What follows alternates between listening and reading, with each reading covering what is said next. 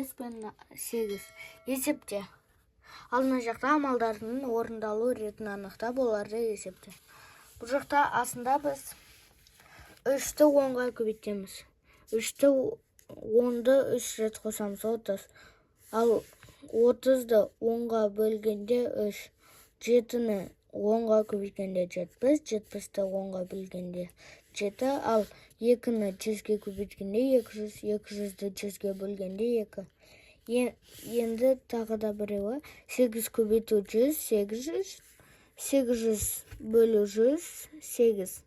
Енді басы 34-ті 10-ға көбейтсек 340, 340-ті 10-ға бөлгенде 34.